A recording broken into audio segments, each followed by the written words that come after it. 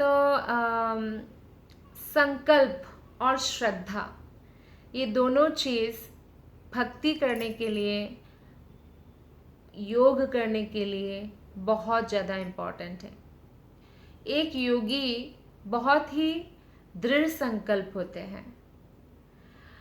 देखिए, कोई भी वस्तु प्राप्त करने के लिए किसी को भी दृढ़ संकल्प होना पड़ता है। अगर कोई कुछ भी भौतिक लक्ष्य पाने के लिए भी दृढ़ संकल्प होता है तो काफ़ी हद तक वो सफल होते हैं, और हो सकता है कि वो पूर्ण सफल हो जाए। अगर उनके डेस्टिनी में वो चीज़ है भी तो हो भी सकता है। लेकिन हाँ, प्रयास ऐसी जगहों पर नहीं लगाना चाहिए कि हाँ, आप जो है आपकी वो डेस्टिनी में भी नहीं है और प्रयास करके भी आपका कोई फ़ायदा नहीं है, तो वहाँ पे समय व्यर्थ करने की जगह हमें पता होना चाहिए कि हमारा समय हमें कहाँ यूटिलाइज करना है, इस तरह से।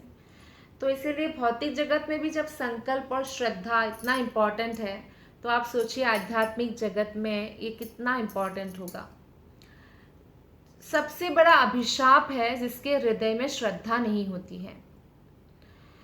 तो ऐसे बहुत सारे लोग हैं जिसको भगवान पर श्रद्धा ही नहीं है, तो बोला जाता है कि वो सबसे दुर्भाग्यशाली व्यक्ति है। क्योंकि जब भगवान देखते हैं कि कोई किसी वैष्णव के प्रति अपराध करते हैं या बहुत पापी है, तो सबसे पहले उसके हृदय से श्रद्धा ही निकाल लेते हैं।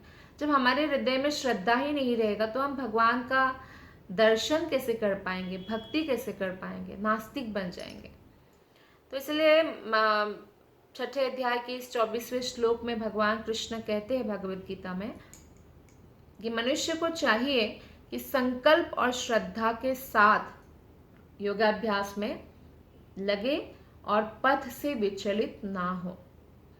ठंडी, गर्मी, सुख का समय, दुख का समय आता रहेगा, लेकिन हमें कभी भी विचलित नहीं होना चाहिए और दृढ़ता पूर्वक करते रहना चाहिए। कई बार क्या होता है ना, हम ऐसा अपने आप से प्रॉमिस करते हैं। फॉर एग्जाम्पल, आप अगर अपने आप से ये प्रॉमिस करते हैं कि हमेशा आप हरे कृष्णा महामंत्र का 16 माला जब ब्रह्म मुहूर्त में करेंगे, और आप प्रयास करते हैं सीरियसली, रात को जल्दी सो जाते हैं और सुबह अलार्म लगा के रखते हैं ताकि आप सुबह जल्दी उठ के माला करें, आप बहुत सिंसियर है और दृढ़ संकल्प भी है। लेकिन कई बार क्या होता है, व्यक्ति नहीं उठ पाता है, किसी भी कारण से उनको सुबह आलस आ गया या हेडेक हो गया या रात को थोड़ा सोने में लेट हो गया। तो क्या होता है ना, कई लोग इसी वजह से छोड़ देते हैं कि मेरे से तो होगा ही नहीं। लेकिन हमारा एवरीडे प्रयास होना चाहिए, उसको बोलते हैं दृढ़ संकल्प के व्यक्ति।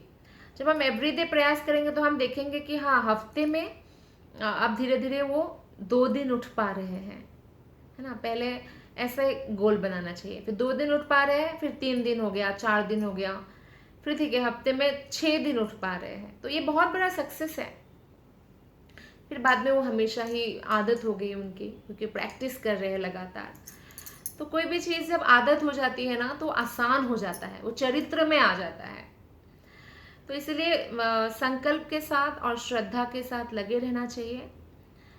देखिए, कोई भौतिक प्रयास आप करें, फॉर एग्जाम्पल किसी एक स्टूडेंट को आईएएस का एग्ज़ाम क्लियर करना है, सारा अटेम्प्ट हो गया, वो नहीं कर पाए, ऐसा हो सकता है, ऐसा होता है। लेकिन आध्यात्मिक चीज़ में ऐसा नहीं होता है कि आप सफल नहीं होंगे।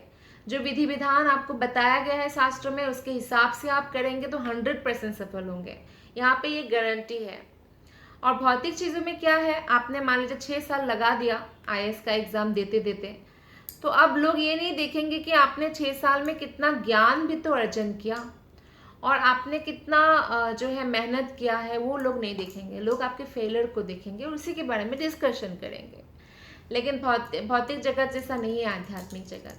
आपने जो प्रयास किया उसका भी आपको रिवॉर्ड मिलेगा, भगवान उसका भी आपको बेनिफिट देते हैं।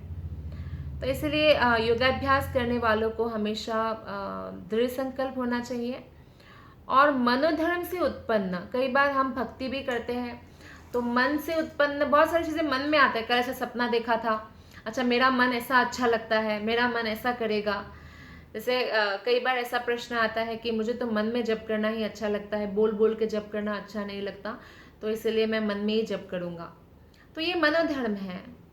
जब हमारे परंपरा में भी आचार्य लोगों ने बोला है और शास्त्रों में भी बोला है कि जब हम बोल बोल के जप करते हैं हरे कृष्णा, ये यज्ञ कुंड है कान, तो हम बार बार जो है इसे यज्ञ कर रहे हैं, संकीर्तन यज्ञ, और हमारा हरे कृष्ण बोलने से आसपास जो भी जीवात्माएं हैं, भले वो चींटी भी हो, उसका भी कल्याण हो रहा है। तो इसलिए इतना जोर से एटलीस्ट बोलना चाहिए कि हमारा कान को सुनाई दे। इतना जोर से नहीं बोलना तो कोई बात नहीं, इतना जोर से नहीं बोल पाते क्योंकि घर के आसपास के लोगों को डिस्टर्ब होगा, लेकिन कम से कम हरे कृष्ण कृष्ण कृष्ण हरे हरे, हरे राम राम राम हरे हरे। तो इसलिए मनोधर्म से उत्पन्न कोई भी चीज़ को हमें नहीं मानना चाहिए और उसको निरपवाद रूप से त्याग देना चाहिए। आएगा मन में चीज़, लेकिन उसको त्याग देना चाहिए। और इस प्रकार मन के द्वारा सभी ओर से इंद्रियों को हम वश में कर सकते हैं। जब हम हरिनाम का आश्रय लेते हैं, इंद्रियों को वश में कर सकते हैं। लेकिन कोई भी चीज़ आपको पाना है तो धैर्य तो रखना होगा। धैर्य जो रख पाते हैं वही सफल होते हैं। उत्साह होना बहुत आवश्यक है और दृढ़ संकल्प होना भी बहुत आवश्यक है, लेकिन धैर्य भी उतना ही आवश्यक है। इसलिए रूप गोस्वामी पाद कहते हैं उपदेशामृत के 3रे श्लोक में, उत्साहात् निश्चयात् धैर्यात् तत्तत् कर्म प्रवर्तनात् संगत्यागात् सतो वृत्ते सद्भिर्भक्तिर् प्रसिद्ध्यति। तो तभी कोई सफल हो सकता है ना, जब धैर्य के साथ काम ले। और जहाँ तक संकल्प की बात है, एक बहुत सुंदर उदाहरण श्रील प्रभुपाद जी देते हैं भगवत गीता में कि एक गौरैया नामक छोटी सी पक्षी थी जो तो बहुत जो है वो समुद्र के किनारे एक्चुअली अपना अंडा दे दिया। तो समुद्र की लहरें आती है और ले जाती है ना ऐसे कोई भी चीज़ को, तो अंडा भी ले गए। तो फिर विशाल समुद्र ने जब अंडा ले लिया गौरैया का, तो अत्यंत क्षुब्ध हो गई और समुद्र से कहा कि मेरा अंडा लौटा दो। लेकिन समुद्र ने कोई ध्यान नहीं दिया उसकी प्रार्थना पर। तो इसलिए उसने ये ठान ली कि मैं समुद्र को सुखा डालूंगी। तो क्या करेगी अब वो? नन्ही सी चिड़िया है, नन्ही सी चोंच है, तो चोंच से पानी उछालने लगी। और उसका ये कार्य देखकर कौन नहीं हंसेगा? सब हंसने लग गए। तो उनको लगा कि ये तो असंभव है, इतनी छोटी सी पक्षी मर जाएगी, पर वो नहीं कर पाएगी कि वो सुखा दे समुद्र को। लेकिन वो बहुत दृढ़ संकल्प थी, तो उसके कार्य की चर्चा हर जगह होने लगी कि एक छोटी सी चिड़िया दृढ़ संकल्प करके समुद्र को सुखाने चली है। तो उसकी चर्चा भगवान विष्णु के विराट वाहन जो पक्षीराज गरुड़ है उन तक चला गया। फिर गरुड़ वैष्णव है, भगवान के भक्त है और बहुत दयालु होते हैं वैष्णवगण। तो उनको अपने छोटी सी जो गौरैया पक्षी है, पक्षीराज है गरुड़, तो उनको बहुत दया आई, इसे छोटी बहन है ऐसी दया आई। और गरुड़ उस गौरैया के निश्चय से बहुत प्रसन्न हुए कि बहुत दृढ़ संकल्प पूर्वक लगा हुआ है, तो सहायता करने का वचन दिया गौरैया पक्षी को। और फिर समुद्र से कहा कि अंडे लौटा दो, नहीं तो मुझे आना पड़ेगा, मुझे इंटरफेयर करना पड़ेगा। तो समुद्र तो गरुड़ देव से बहुत भयभीत हो गया। ऑब्वियसली वो विष्णु दूत है, एक प्रकार से विष्णु का पार्षद है, तो कोई भी डरेंगे। तो डर गए समुद्र ने और जो है अंडे लौटा दिए। तो गौरैया पक्षी जो है गरुड़ की कृपा से सुखी हो गई। तो इसी प्रकार योग, विशेषतया कृष्ण भावनामृत में भक्ति योग अत्यंत दुष्कर प्रतीत हो सकता है, किंतु जब कोई संकल्प के साथ भक्ति योग के नीति नियम का पालन करते हैं तो भगवान निश्चित रूप से अपने भक्त तो भेजते हैं और खुद भी हृदय में परमात्मा रूप में जो है वो अंदर से सहायता करते हैं।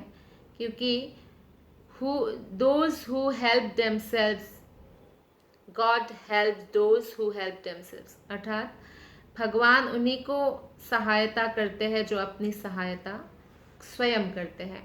तो हमें खुद अपना हेल्प करना होगा संकल्प के साथ, श्रद्धा के साथ, भक्ति में लगे रहकर। हरे कृष्णा।